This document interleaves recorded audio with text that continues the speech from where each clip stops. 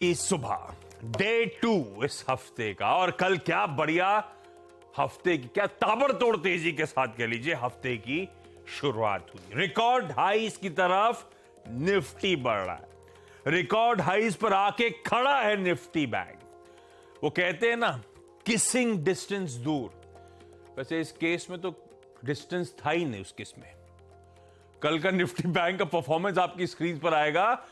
0.1 इस इतने अंक से चूक गए हम रिकॉर्ड उच्चतम स्तरों को। ना प्लेट दिखाइए डिस्टेंस की, क्या निफ्टी बैंक दिखा रहे हैं, ये देखिए आप। ये रिकॉर्ड हाइस थे, कल के हाइस थे, इसीलिए वो किसिंग डिस्टेंस भी टर्म गड़बड़ा गया इसके लिए। तो इस तरह की तेजी थी, बस चूक गए। खैर, नया दिन, नई सुबह, नई उम्मीदों के साथ आज सुबह फिर हाजिर हम सब। आज का दिन बता देता हूं इंपॉर्टेंट क्यों। रिजल्ट सीजन धीरे धीरे पिकअप होगा। कल तो पस था, सिर्फ 2 वायदा बाजार की कंपनीज के रिजल्ट्स, 3 वायदा बाजार की कंपनीज के रिजल्ट्स आने थे। आज क्या होगा, निफ्टी की भारतीय एयरटेल के नंबर्स आने, उसके अलावा 7 और वायदा बाजार की कंपनीज के रिजल्ट्स आज लाइंड अप हैं, उनके आंकड़े सामने आएंगे। यूरोजोन और चाइना के कुछ काफी इंपॉर्टेंट आर्थिक आंकड़े आने। मिसाल के तौर पर यूरोजोन का जीडीपी, उनका ट्रेड बैलेंस, उनका एम्प्लॉयमेंट चेंज का नंबर, चाइना के रिटेल सेल्स, आईआईपी और वहां के स्टैटिस्टिकल डिपार्टमेंट की प्रेस कॉन्फ्रेंस, ये सब आज लाइंड अप है। आज क्योंकि मंगलवार है तो फिन निफ्टी की वीकली एक्सपायरी का दिन। और एक बात और ध्यान रखना है, आज भारतीय बाजारों के 2 दिग्गज हेवीवेट स्टॉक्स एक्स डिविडेंड जा रहे हैं, HDFC twins, HDFC limited, HDFC bank. तो इसका भी खामियाजा थोड़ा सा हमें भुगतना होगा इंडेक्स पे। कल का बाजार, खैर एक बार क्विकली आपकी स्क्रीन पर ले आता हूं। बढ़िया मूव था, ऑलमोस्ट एक ट्रेंडिंग डे था। 3 बजे तक ताबड़तोड़ तेजी, और हमने अब दिन के हाईस पे 145, 150 अंक कह लीजिए मजबूती देखी थी। उसके बाद आखिरी के आधा घंटा थोड़ा सा पस्त पड़े, तो वो 150 पॉइंट ऊपर वाला निफ्टी फाइनली 85-84 अंक मजबूती के साथ बंद हुआ। कोई कंप्लेंट नहीं। कल वो दिन था जब ग्लोबल क्यूज समीकरण बहुत ज्यादा कंड्यूसिव नहीं थे, उसके बावजूद हमारी चाल देखिए। खैर, आज के लिए संकेत, कल का मूव होपफुली कंटिन्यू करेगा। मंगलवार के दिन 1/4% के बढ़त के साथ भारतीय बाजार कामकाज की शुरुआत करेंगे।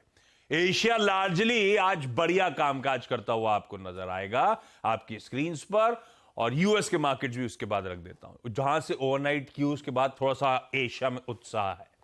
यूएस में इन ग्रीन थे तीनों बेंचमार्क्स लंबे अरसे बाद, ये सच है, लेकिन लार्जली डाउ तो फ्लैट लाइन के आसपास ही सिमटा हुआ था। बाकी पॉकेट्स में क्या हुआ, फ्लैट से 2/3% के बीच में यूएस के बाजारों में उछाल था। हालांकि हम उसमें से 1/3% कल फ्यूचर्स के तौर पे ऑलरेडी डाइजेस्ट करके गए हुए हैं। ये देखिए कल का यूएस का बाजार, डाउ तो एकदम फ्लैट लाइन के आसपास, एक समय 140 अंक का दबाव था, तो एक समय 100 पॉइंट का उछाल था, फाइनली 50 अंकों की, 45 अंकों की मजबूती के साथ बंद हुए। आज सुबह के फ्यूचर्स पस्त पड़े हुए, एकदम पस्त पड़े हुए, तो वो जो डिफरेंशियल है वो आपकी स्क्रीन पर आता हुआ। खैर, ग्लोबली मूड वॉल है कैसा, नीरज जी बगल में बैठे हैं, ये बताएंगे आपको, और फिर वीरू से जानेंगे निफ्टी बैंक को मंडे के दिन कैसे अप्रोच करना है। पिछले कुछ दिनों से नीरज जी कंप्लेंट कर रहे हैं कि ग्लोबल क्यूज की अहमियत कम हो रही है, हम अपनी चाल खुद चल रहे हैं, तो ये गलत है मेरे साथ। तो इसीलिए आज ये डिसाइड किया गया कि हर्षिता से बोला आप रेस्ट करो, तो आप स्टॉक्स न्यूज की अहमियत बताना आज। एक्चुअली थोड़ा हाँ, काम बढ़ा लेते हैं। तो ग्लोब के साथ देसी खबरों का तड़का भी नीरज जी आपको दे तुम जिद कर रहे थे कि मुझे बताना है, मेरी टीम में भी रहते हैं, तो इसलिए मैं नहीं, वो जिद ऐसे किसी की जिद मानने का नहीं। ओके। अच्छा, ग्लोबल क्यूज कैसे है भाई, कुछ प्रोड्यूसर साहब लिखे कुछ दिनों बाद हरियाली नजर आ रही यूएस में। सही लिखा उन्होंने, एकदम सही लिखा। प्रोड्यूसर साहब गलत नहीं होते। तो देखो, उन्होंने कह देते 45% बड़ा मुनाफा, उन्होंने लिखवाया 45.5% बड़ा मुनाफा, वो भी पढ़ना पड़ा हेडलाइन में मुझे। आधे % की वैल्यू पता है, इतनी थी। इकोनॉमिस्ट की तरह सोचते हैं। अच्छा, वो 0.6% नहीं था उसमें, नहीं तो परेशानी हो जाती है हेडलाइन में। 44, चलो। तो हरियाली है, ये बात सही है। और मैं तो वैसे ही 30 जून की मेरी डेडलाइन है। तो कल 3 वाइजमैन का आप जिक्र कर रहे थे, है ना, कि 3 फेड के अधिकारी कुछ बोलने वाले हैं, तो उसमें से 2 पॉज के पक्ष में है और एक नहीं है, उसके आगे बात करें। लेकिन कल ओवरऑल मार्केट में क्या हुआ, कल वो चार्ट दिखाइए, ग्राफिक्स से ज़्यादा इंपॉर्टेंट वो S&P का इंट्राडे चार्ट है। वो दिन के दौरान धीरे धीरे ऊपर गया और बहुत, ये देखिए बहुत प्यारा चार्ट बनाया उसने और ऊपर की तरफ जाके बंद हुआ। उसके पीछे कारण ये है कि अभी इस समय मार्केट की एक ही चिंता है कि वो डेट सीलिंग वाला मामला सुलझ नहीं रहा है, लेकिन बाजार उससे चिंतित है लेकिन बहुत परेशान नहीं है, और इसलिए आप देखिए ऊपर जाके बंद हुआ। और उसके पीछे एक बड़ा लॉजिक ये था कि जो मैंने जिक्र किया कि दो लोग जो थे उन्होंने इसको तय पाया। तो दो, उनका लॉजिक ये था, दो लोगों में कश्करी जिनका आप नाम ले तो वो तो खिलाफ में है, वो चाहते हैं कि इन्फ्लेशन को टाइट करने के लिए और बढ़ाना चाहिए। लेकिन बाकी दो लोग जो हैं अटलांटा के और एक फेड, एक कहीं और नाम भूल रहा हूँ मैं, उनका ये कहना है कि अब जो सिचुएशन बन गई है बैंकिंग सिस्टम की और डेट सीलिंग में, तो फेड को बहुत गंभीरता से सोचना चाहिए कि वो पॉज कर दे, अगली बैठक में नहीं बढ़ाना चाहिए, इसी पे मेंटेन करें और इम्पैक्ट को देखें। ये बाजार ने बहुत पॉजिटिव लिया, लेकिन इतना पॉजिटिव नहीं लिया कि बहुत ऊपर चला जाए, क्योंकि ये जो डेट सीलिंग वाला मामला है ना, ये हम लोग लगातार ये कह रहे हैं कि पिछले 50 सालों में हर बार ये सुलझ जाता है। इस बार क्या हुआ, ये जेनेट येलेन जो वहाँ की वित्त मंत्री हैं, बाइडन, मैकार्थी, ये सब रोज 2-4 बयान जारी करते हैं, तो बाजार उससे डरा सहमा रहता है कि अगर डिफॉल्ट हो गया, सरकार अपने खर्चे में मीट नहीं कर पा रही है तो मुश्किल हो जाएगी। और अब ये बात सही भी है कि उसमें मात्र 14 दिन बाकी है, 1 जून को डिफॉल्ट हो जाएगा, उससे पहले इनको फैसले करने, रोज बैठक करते लेकिन कुछ हो नहीं रहा है, मान नहीं रहे विरोधी लोग, और ये भी अड़े हुए हैं। एक तो कन्विक्शन है सबका, सब मानते हैं ऐसा कुछ नहीं होता, हमेशा हर साल होता है, लेकिन एंड में एक्चुअली देखिए यही सबसे बड़ी चिंता है, सबको लगता है हो जाएगा, जाएगा, रोकेगा कौन। अभी 15 दिन तो बाकी है, नेगोशिएशंस हो ही नहीं पा रहे, बात ही नहीं हो पा रही। आज फिर शायद बात करेंगे।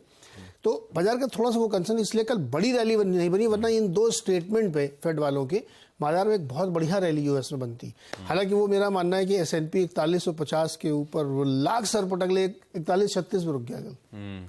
वो पता नहीं कितना बड़ा हर्डल बन गया। आज वीरू से पूछता हूँ, जरा उसका चार्ट देखें S&P, क्या ऐसा वहाँ पे सीमेंट कर लग गया है कि हिल नहीं पा रहा वहाँ से। लेकिन मैं फिर कह रहा हूँ कि मार्केट बहुत अंडरटोन, बहुत बुलिश है। गोल्ड में मैक्वारी की एक रिपोर्ट आई है, इंटरनेशनल रिपोर्ट है, वो बहुत बुलिश है गोल्ड में। को लगता है गोल्ड यहाँ से भी बहुत तेज़ी करेगा। तो अगर वो गोल्ड की तेज़ी माने तो मैं ये सोच सकता हूँ कि शायद डॉलर थोड़ा वीकन हो सकता है। हालांकि कल डॉलर थोड़ा कमज़ोर हुआ है, जापान के को छोड़ दें तो यूरोपियन करेंसी के थोड़ा सा वीक हुआ डॉलर, तो इसीलिए गोल्ड में पता नहीं क्यों इतनी बुलिशनेस है मैक्वारी की। अच्छा, कल वैसे नीडल मूव नहीं करी मैक्वारी, लॉन्ग टर्म की बुलिश होगा। कल तो सोना जहां था वहीं छोड़ा था, वहीं आज सुबह खड़ा हुआ है, ऐसा कंसोलिडेशन चल रहा है। 2020 पे छोड़ा था हमने, 2017 2018 पे खड़ा हुआ है समय। खैर, ये है ग्लोबल क्यूज। स्क्रीन फिर भी कल बेहतर थी यूएस की, तीनों बेंचमार्क्स इन ग्रीन क्लोज हुए, लेकिन एक की ओवरहैंग जसका तस बना हुआ है, वो डेट सीलिंग को लेकर नेगोशिएशन, जिसमें जेनेट येलेन है ना, वो वित्त मंत्री जी, वित्त मंत्री साहिबा, उन्होंने 1 जून तक कहा था कि जितना भी पैसा है खल्लास हो जाएगा। तो इसीलिए वो 1 जून की डेडलाइन मान के चल रहे हैं सब लोग कि उससे पहले कुछ नेगोशिएशन हो जाए। ठीक है, तो वो ओवरहैंग बना हुआ है। खैर, हम तो वैसे भी ग्लोबल क्यूज को कहते हैं ना, श्रग ऑफ कर रहे हैं। कल ऐसे ही खराब ग्लोबल क्यूज पे हमने तो शुरुआत ही हरे निशान में करी और चलते चले गए। लास्ट वीक हाईलाइट था कैसे इंडियन इक्विटीज आउट परफॉर्म कर रही थी अपने ग्लोबल पीयर्स को। वीरू, कल बढ़िया सेशन, मतलब पॉजिटिवली सरप्राइज कर रहा था जिस तरह के मूव्स, माहौल बनता चला गया। निफ्टी बैंक रिकॉर्ड हाइस पर ही आके खड़ा हुआ था, एक समय तो ऑलमोस्ट खड़ा हुआ था। हमने बढ़िया पॉजिटिव नोट पे हफ्ते की शुरुआत करी। निफ्टी एक बार रखिएगा 18,400 के करीब, 18,400 पे बंद हुआ। निफ्टी बैंक 44,000 के कंफर्टेबली ऊपर कल मंडे के दिन सेशन की क्लोजिंग हुई। वीरू, डेटा क्या कहता है? क्या ये रैली का कंटिन्यूएशन एक्सपेक्ट करूं या नहीं? गुड मॉर्निंग आशीष, गुड मॉर्निंग नीरज जी। देखिए, इस वीकली कॉन्ट्रैक्ट का डेटा जिसमें 18 तारीख को एक्सपायरी है, इसमें अभी अपसाइड के और संकेत हैं आशीष। डेटा काफी स्ट्रांग है। कल भी अगर आप देखें सारे लेवल्स मेट हुए। डिप को बाजार जो भी बाय कर रहा है, थोड़ा बहुत इनिशियली आया, उसको रिवॉर्ड भी कर रहा है। और बस इतना फार्मूला है फंडा कि डे ट्रेडर्स पिवट लेवल से प्रॉफिट बुक करते रहें, पोजिशनली लॉन्ग रहिए और पुट राइटर के कन्विक्शन जोन को रिस्पेक्ट दीजिए, डिप्स को बाय कीजिए। इंस्टीट्यूशनल फिगर्स आशीष बहुत स्ट्रांग है। 1685 करोड़ रुपए की एफआईएस की बाइंग, कल डीआईएस भी बायर थे, 191 करोड़ रुपए की उनकी बाइंग थी। आशीष, कल एफआईएस ने 1290 करोड़ रुपए का इंडेक्स बाय किया, करीब 10,000 कॉन्ट्रैक्ट लॉन्ग, 3600 कॉन्ट्रैक्ट शॉर्ट किए। 645 करोड़ रुपए का उन्होंने स्टॉक फ्यूचर बाय किया, 3600 कॉन्ट्रैक्ट शॉर्ट किए, ट्रिम किए और करीब 4800 कॉन्ट्रैक्ट लॉन्ग गए स्टॉक फ्यूचर्स में। और इंडेक्स ऑप्शंस में उनकी तरफ से करीब 1453 करोड़ रुपए की बाइंग थी। 1,06,000 call long, that's good. 81,000 call short है। इसको समझेंगे एग्जैक्टली जब पिरामिड्स को देखेंगे तो समझेंगे। 1 lakh call long, 81,000 call short और 2 लाख पुट लॉन्ग के अगेंस्ट लगभग इतने ही क्वांटम में पुट शॉर्ट, यानी रेस्ट्रिक्टेड डाउनसाइड बाजार बेस को रिस्पेक्ट देगा। ये इस प्रकार का डेटा है और a possibility of further upside in this weekly contract, ये डेटा सजेस्ट करता है। आप लेके आइए जरा कॉल राइटर्स के जोन। देखिए कॉल बिकी भी हैं एफआईएस की तरफ से, तो इस वीकली कॉन्ट्रैक्ट में जाके बाजार कहां स्थिर होगा या फिर कहां रुक सकता है, वो है पिवट पॉइंट आशीष 18,600 का जोन। मेरे मुताबिक नीचे बहुत strong put writers for the day खड़े हैं 18,300 पे। ये जो कल मॉर्निंग तक जब हम बात कर रहे थे, ये पुट राइटर 18,200 पे था, वो एक बड़ा आउटस्टैंडिंग वाई लेके कल आ गया है। अब 90 लाख के आउटस्टैंडिंग वाई के साथ 20,63,000 शेयर जोड़ के 18,300 पर। सो हमारा आज का ऑप्शन बेस आशीष बैठता है 18,300।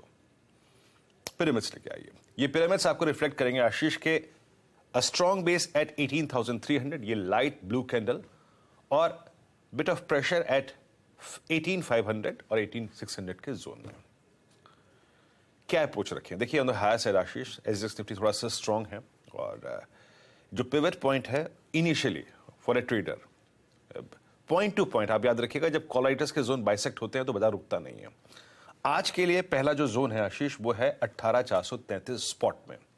अगर ये जोन बाइसेक्ट होता है तो याद रखिएगा निफ्टी पूरी तरीके से तैयार रखेगा अपने आप को, या फिर एक स्विंग देगा towards 480 to 530। For a day trader ये जोन होगा प्रॉफिट्स को बुक करने का, कंसिडरिंग द फैक्ट कि 18,500 पे एक सब्सटेंशियल ओआई खड़ा हुआ है। लेकिन पोजिशनली आप 572 के लिए प्रिपेयर्ड हैं। बस ये जो पिवट पॉइंट्स हैं ये इंट्राडे प्लेयर्स के लिए, स्विंग ट्रेडर्स के लिए मेंशन मैं कर रहा हूं। अगला वो जो 572 का मूव होगा उसके लिए हमें 513 के ऊपर क्लोज होना जरूरी है।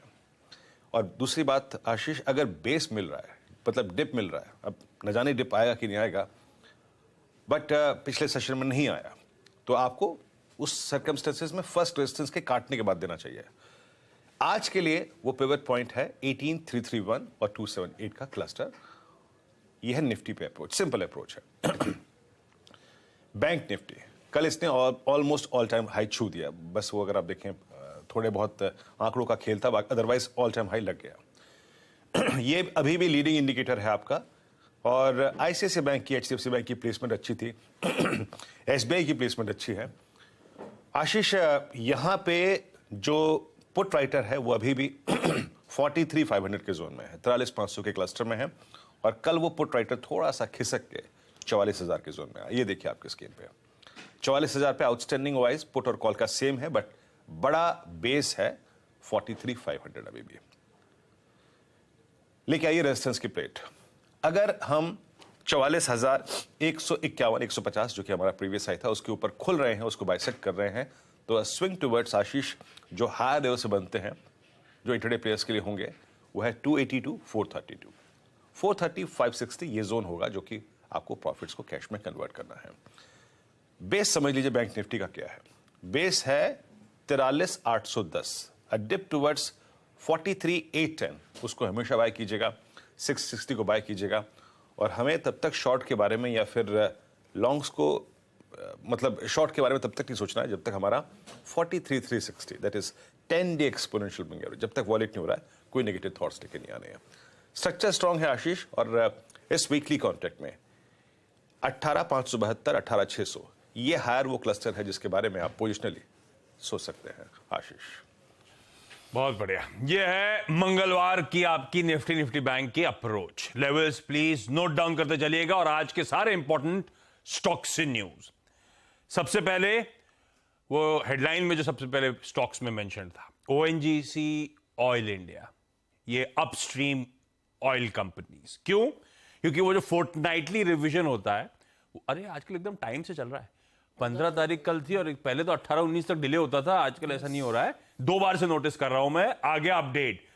तो अपडेट क्या होता है, पिछले 15 दिनों में कच्चे तेल की कीमतों के हिसाब से डिसाइड करा जाता है विंडफॉल टैक्स कितना लगाना है। इस बार क्या हुआ है, पहले नील था, नील से बढ़ा के 4100 रुपए प्रति टन कर दिया। फिर इस बार नील कर दिया गया है विंडफॉल टैक्स क्रूड पेट्रोलियम के पे। तो ये इन दोनों कंपनीज के लिए पॉजिटिव खबर हो गई। और दूसरा, कच्चा तेल भी वैसे इंचअप कर गया है कल और आज के बीच में। जब मैं तब आपकी सेकंड प्लेट दिखाऊंगा तब आपको नजर आएगा। ये इंपॉर्टेंट है, बाकी तो स्टेटस को है, बाकी डीजल, पेट्रोल और एविएशन फ्यूल पे। ये पहला स्टॉक हो गया। दूसरा, वो सुप्रीम कोर्ट में अदानी मामले की सुनवाई चल रही थी, वो अब टल गई है। जुलाई 10 को अब अगली डेट है। तो सुप्रीम कोर्ट दरअसल समर हॉलीडे से जब लौट के आएंगे तब अब वो केस रिज्यूम होगा। मतलब 10 तारीख को सुनेंगे, 10 जुलाई को सुनेंगे। फैसला नहीं, अभी सुनाई चलेगी कि एक्सटेंशन देना है कि नहीं देना। हाँ, तो यार 1-2 महीने तो ऐसे दे दिया आपने। हाँ, ये दूसरा स्टॉक हो गया। 4 वायदा बाजार की कंपनीज कल बाजार बंद होने के बाद नंबर्स आए थे, उनको सुबह सुबह बता देता हूं। कैश मार्केट वाले तो हम लोग जब 8 बजे जोड़ेंगे तब डिटेल में जाएंगे। सुबह सुबह इंपॉर्टेंट चीजों की तैयारी करनी चाहिए। एस्ट्रल पहला। एस्ट्रल के numbers at least on the face of it तो काफी अच्छे लग रहे हैं। तगड़ा मार्जिन्स में एक्सपेंशन है। आय 8-9% बढ़ी साल दर साल, उसके सामने EBITDA 42% बढ़ा और 15.5 वाले मार्जिन 20.5%, 500 बेसिस पॉइंट्स का इंप्रूवमेंट। अच्छा लग रहा है। अब इसमें कोई पिछले क्वार्टर का अलग से पेन था, जब मैनेजमेंट से बात होगी तो पता चलेगा। Otherwise on the face of it अच्छे नंबर्स। पीवीआर आइनॉक्स के नंबर्स आने थे। पीवीआर आइनॉक्स के पहली बार नंबर्स आने थे कंबाइंड एंटिटी के। आए तो एक्सपेक्टेशन 1190 की एक्सपेक्टेशंस थी, 1140-1145 करोड़ रुपए पे आई। थोड़ा सा मिस होगा वहां पे, पर उसके नीचे जो स्ट्रीट एक्सपेक्ट कर रहा था ऑपरेशनल परफॉर्मेंस, वो एक्सपेक्टेशन से बेहतर है भाई साहब। 18% के मार्जिन एक्सपेक्टेड थे, 23% पे आए।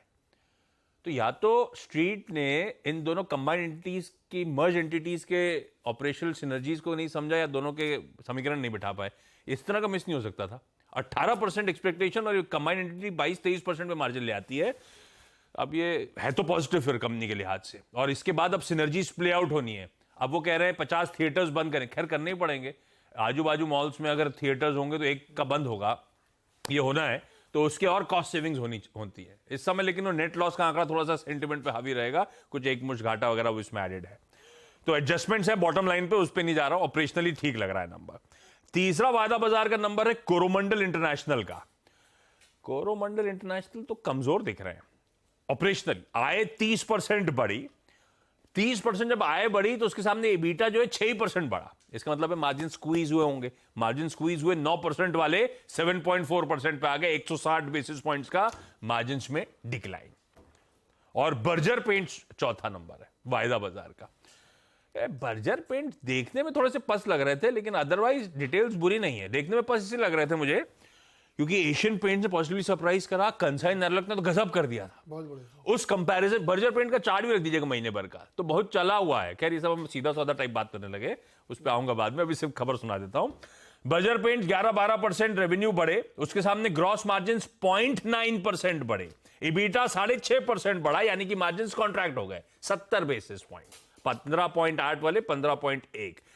एशियन और कंसाई ने सरप्राइज करा था, इसीलिए बर्जर थोड़ा सा ध्यान रखेंगे। बाकी अंदर इंटरनल्स बुरे नहीं है। वॉल्यूम ग्रोथ बढ़िया 11% की डिलीवर करके दी है इन्होंने। जब ये वॉल्यूम ग्रोथ का आंकड़ा नहीं आया था तब मेरे दिमाग में एक चीज चल रही थी, जो मार्जिन कंप्रेस हुए। हम लोग कह रहे थे एक नया प्लेयर आएगा तो एशियन प्लेंट को डिस्प्लेस नहीं कर पाएगा, लेकिन नीचे वाले प्लेयर्स पे पेन आएगा। तो मुझे लग रहा था वो पेन है, लेकिन वॉल्यूम ग्रोथ तो बुरी नहीं है इनके नंबर्स की, इसलिए मिक्स कर लीजिए। अच्छा, कुछ लार्ज ट्रेड्स हुए, उनको क्विकली बता देता हूं आपको। कल अच्छे नंबर्स पे इथॉस एकदम से पिटने लगा था, वो जो घड़ी वाली रिटेलर है। उसके प्रमोटर एंटिटी यशोवर्धन साबू साहब ने कल 1.5 लाख शेयर्स बेच दिए कल के ट्रेड, कल के उछाल में कह लीजिए।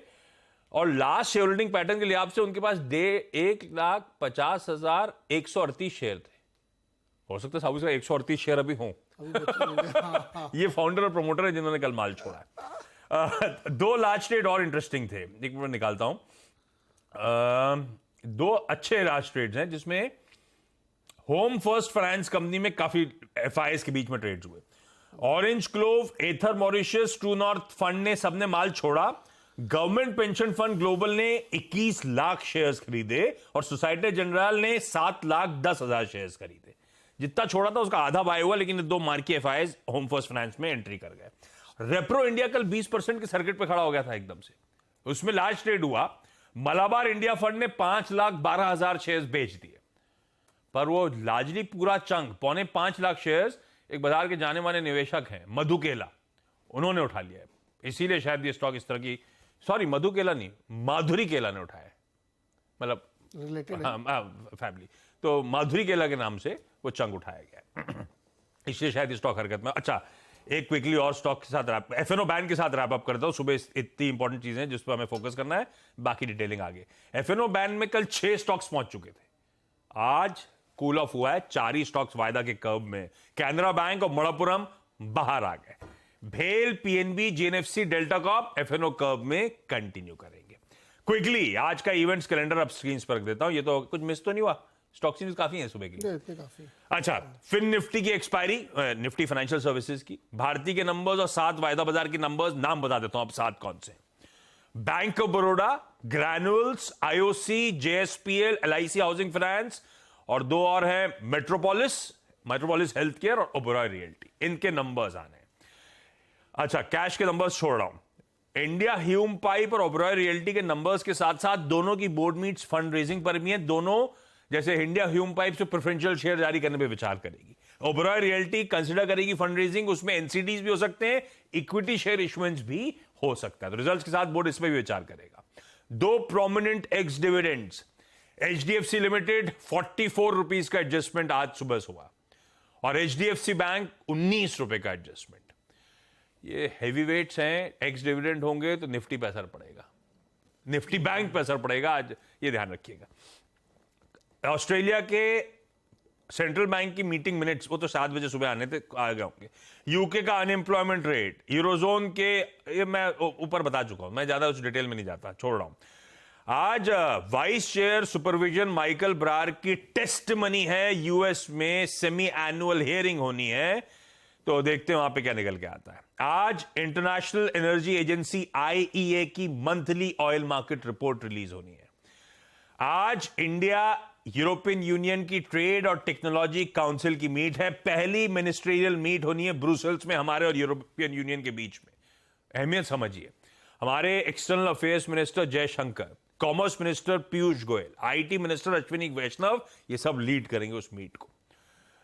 आज एक इंटरेस्टिंग फार्मास्यूटिकल और फार्मा डिवाइसेस बनाने, मेडिकल डिवाइसेस बनाने वाली कंपनी सड़ाप रखेगी। आज गवर्नमेंट ने इनिशिएट करा है ट्रेड मार्जिन रैशनलाइजेशन पर, ड्रग्स और मेडिकल डिवाइसेस पर एक stakeholders, industry stakeholders के साथ मीटिंग। तो डिपार्टमेंट ऑफ फार्मास्यूटिकल्स और नेशनल फार्मास्यूटिकल प्राइसिंग अथॉरिटी ने फार्मा एसोसिएशन और मेडिकल डिवाइस मैन्युफैक्चरर्स को बुलाया है। ट्रेड मार्जिन रैशनलाइजेशन, जो मार्जिन कमांड करते हैं उनको रैशनलाइज, उनको कम कैसा कितना करना है, इस पे विचार होना है, इसीलिए इंपॉर्टेंट।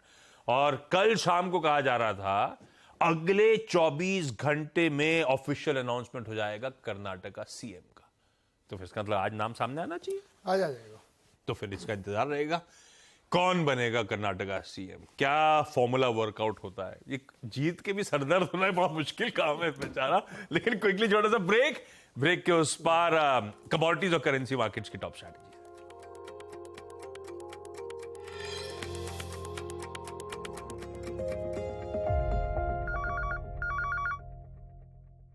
दादू दादू, ये प्रीमियम क्या होता है? बेटा प्रीमियम मतलब समझ लो पेट्रोल। जब तक कार में पेट्रोल है तब तक कार चलेगी, पेट्रोल खत्म कार स्टॉप।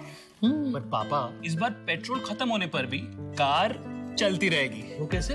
एलआईसी के जीवन लाभ में प्रीमियम पेमेंट हो जाए स्टॉप, पर पॉलिसी के फायदे चलते रहते हैं। मतलब अब लाइफ की गाड़ी चलेगी नॉन स्टॉप। एलआईसी हर पल आपके साथ। चले चले चले साफ हवा एंजॉय करने के लिए अब कहीं और क्यों चले? वोल्टास का नया pure air adjustable AC with हेबा फिल्टर लाए साफ ठंडी हवा सीधे आपके घर, वो भी 6 एडजस्टेबल टनेज मोड्स में। तो हवा और सेविंग्स दोनों टन-टनाटन। क्या आप एशिया सेफेस्ट बैंक के साथ झट से बैंकिंग कर सकते हैं? बिल्कुल। क्या मुझे उसकी ब्रांच मिल जाएगी इसके खत्म होने से पहले? हाँ, आपके फोन और पूरे भारत में 500 से ज्यादा ब्रांचेस हैं। और अगर मुझे अपने बिजनेस के लिए बैंक चाहिए तो? हाँ, सिर्फ छोटे बिजनेस के लिए नहीं, बड़े बिजनेसेस के लिए भी। Live more, bankless, DBS। एक है जमीन मेरी, एक है मौका मेरा, इसमें सब लगाऊंगा, अपने इरादों से मजबूत एक घर बनाऊंगा। हाँ शुक्ला जी, भिजवाना सिर्फ अल्ट्राटेक ही। अल्ट्राटेक ही क्यों? आप ही ने तो कहा था कि घर जिंदगी में सिर्फ एक ही बार बनता है। घर एक, मौका एक, इसलिए सीमेंट भी देश का number 1। UltraTech, India's number 1 cement.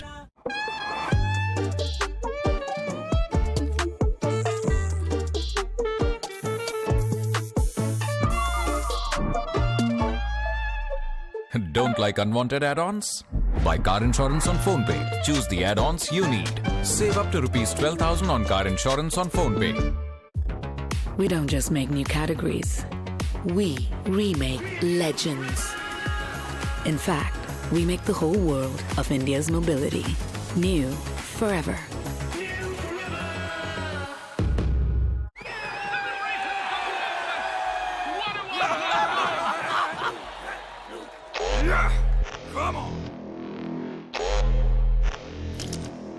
PhonePe UPI Lite.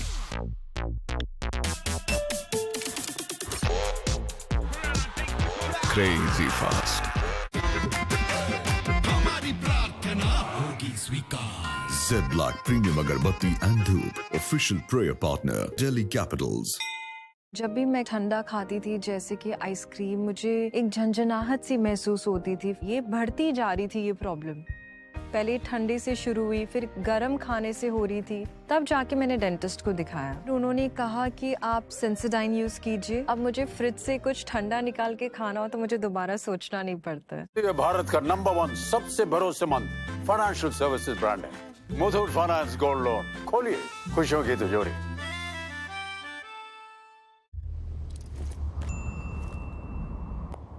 Sure, bro. I'll be there.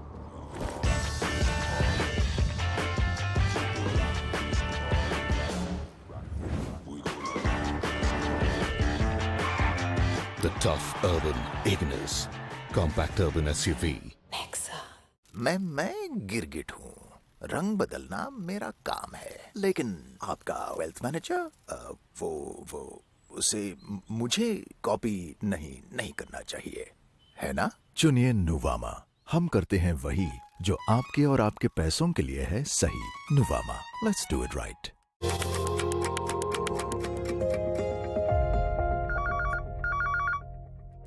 आपका स्वागत है। चलिए तब और आपकी सेकंड प्लेट एक बार रख दीजिएगा। बाकी हमने इक्विटीज की बात कर ली थी, अब आइए बॉन्ड यील्ड जहां छोड़ी थी वहीं है। डॉलर इंडेक्स इंचअप कर रहा था कल और आज के बीच में थोड़ा सा पस्त। अरे कहां चली गई प्लेट? कल और आज में थोड़ा सा पस्त चला गया। कच्चा तेल उछाल दिखा रहा है, ये समीकरण है। लाइए प्लेट ले आए तो ले आइए। आज की पिक्स आई हैं कोटक सिक्योरिटीज की तरफ से। रख दीजिए मेरे लेफ्ट और राइट में दोनों पिक्स। दिखाइए आज कहां दाव लगाने का मन। कच्चे तेल में खरीदारी करने का कॉल है। कच्चा तेल $1 वैसे 3:30 बजे से लेकर सुबह तक में उछल गया है। 57.50 का स्टॉप है, 59.40 के टारगेट्स है। बेस मेटल्स में एल्यूमिनियम चुना जा सकता है खरीदारी के लिए 206 के स्टॉप के साथ ऑलमोस्ट 209 तक के 208.9 तक के लक्ष्य आपकी स्क्रीन पर। जाते जाते SGX निफ्टी कल के बढ़िया हफ्ते के आगाज के बाद 1/4% ऊपर मंगलवार की शुरुआत होगी, ऐसे इंडिकेशन। इस नोट पर मॉर्निंग कॉल में इतना ही। ब्रेक के उस पार सीधा सौदा। नमस्कार।